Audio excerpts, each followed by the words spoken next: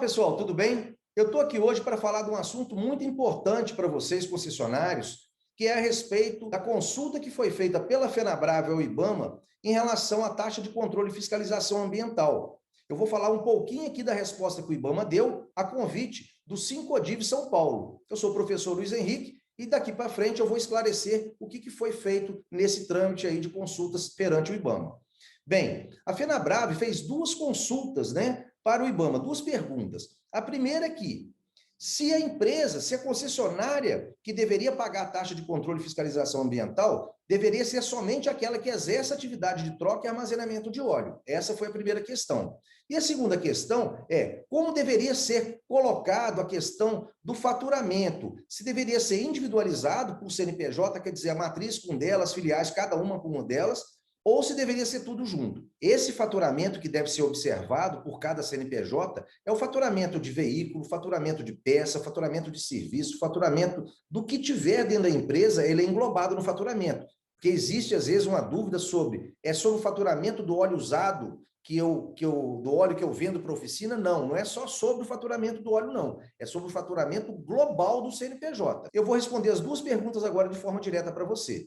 A primeira resposta, que é a respeito se só deve pagar a TCFA aquela concessionária que exerce atividade de troca e armazenamento de óleo, a resposta do IBAMA é sim. A empresa que faz esse tipo de atividade deve ter o cadastro na categoria 1880, no Cadastro Técnico Federal do IBAMA, e, consequentemente, ela deve contribuir com a TCFA, que vai depender do porte da empresa que está fazendo ali o faturamento dela anual. Bem, e aí você me pergunta, professor Luiz Henrique, mas eu não tenho cadastro ainda, mas você tem a atividade da troca de óleo. Então, você deve prestar atenção, porque o cruzamento de dados vai levar à seguinte situação. O caminhão que coleta o óleo e dá a destinação final adequada depois, a empresa que faz a destinação final adequada do óleo usado, que é o Re-Refino, ela informa ao IBAMA de onde foi, de qual CNPJ que foi que ela pegou esse óleo usado. E, consequentemente, esse cruzamento de dados pode levantar aí uma situação em que, eletronicamente, a concessionária pode ser notificada. Então, é muita atenção com isso para evitar correr esse tipo de riscos desnecessários.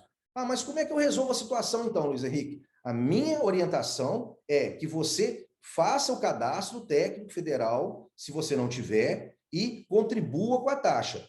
Infelizmente, não tem outra situação a ser seguida. Se você quer seguir a questão da forma legal, é dessa forma que você tem que fazer. Ah, já ia me esquecendo. Se você tem, um cadastro no IBAMA, mas não exerce atividade de troca de óleo, vamos dizer que você seja um showroom, por exemplo, você é permitido fazer o descadastro, tá? Então, você pode fazer o descadastro e não precisa contribuir com essas taxas.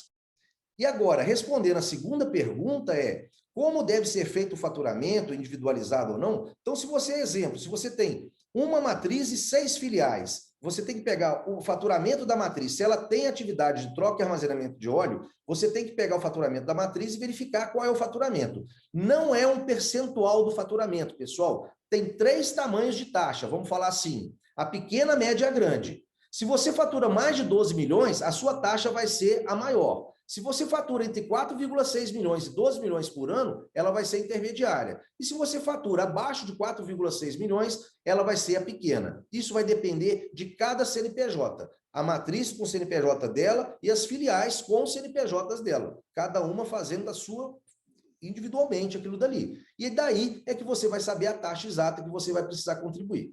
Tá bom? Espero que eu tenha esclarecido as dúvidas. Um forte abraço, professor Luiz Henrique. Tudo de bom.